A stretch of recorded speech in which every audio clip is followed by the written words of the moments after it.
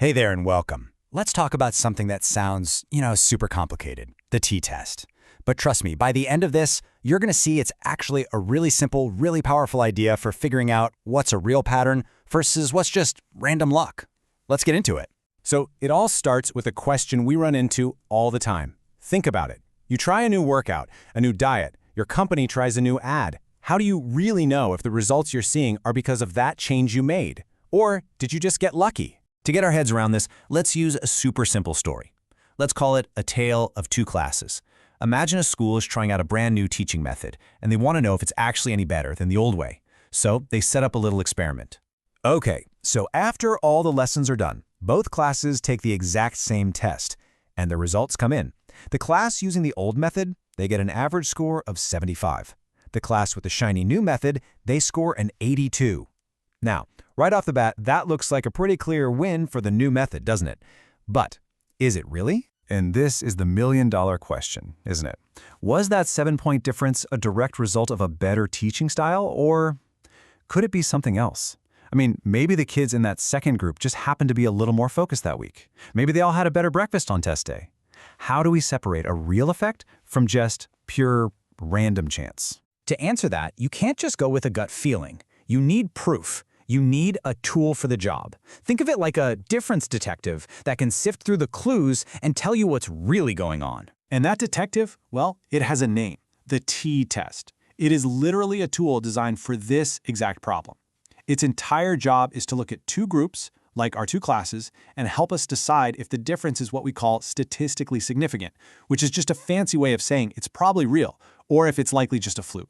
So how does this detective actually crack the case? What's going on under the hood? Well, it's actually more intuitive than you might think. A t-test is smart. It doesn't just look at the average scores, it digs a little deeper to get the whole story. Basically, our t-test looks for 3 key clues. First, it looks at the difference in averages. That's 7-point gap. A bigger gap is obviously a stronger clue. Second, it checks the variation within each group. So if all the kids' scores were bunched up really close to their class average, that makes the difference more convincing. But if the scores were all over the map, it's a bit harder to be sure. And third, it looks at the size of the groups. A 7-point difference means a whole lot more if you have 100 students in each class than if you only have 5. So, the t-test takes these 3 ingredients, the difference, the variation, and the group size, and kind of puts them all into a statistical blender. It does its calculation, and what comes out is the moment of truth, one final decisive piece of evidence.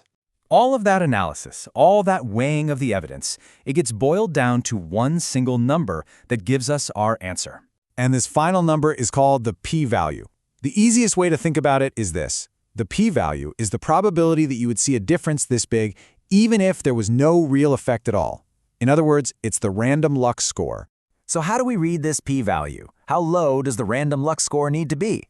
Well, statisticians and scientists have a generally agreed upon line in the sand. And that magic number is 0.05, or 5%. And the rule for interpreting it is super simple. If the p-value is low, less than 0.05, it means there's less than a 5% chance the results are just the fluke. So we can be pretty confident the difference is real. But if the p-value is high, more than 0.05, then the difference could easily just be random noise. The easiest way to remember? If the p is low, the difference is a go. So why do we care about any of this? Well, let's go back to our school.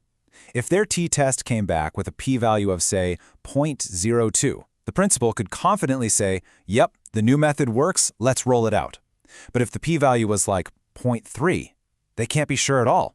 It's how we make smart decisions based on data, not just hunches. And that's really all there is to it. When you strip everything away, a t-test isn't some scary, magical thing. It's just a tool we use to check if two groups are significantly different from each other. It helps us answer that crucial question, is this for real? And once you understand this one simple idea, you start seeing it absolutely everywhere. In medicine, doctors use it to see if a new drug actually works better than a sugar pill. In business, marketers use it to see if a new website design gets more sales. In science, education, you name it. It's one of the most fundamental tools for finding truth in a very noisy world. So, I'll leave you with this. The next time you see a difference in something, whether it's at the gym, at work, anywhere, just pause and ask yourself, is that a real, meaningful pattern? Or could it just be the luck of the draw? Now, you've got a much better idea of how to find the real answer. Thanks for tuning in.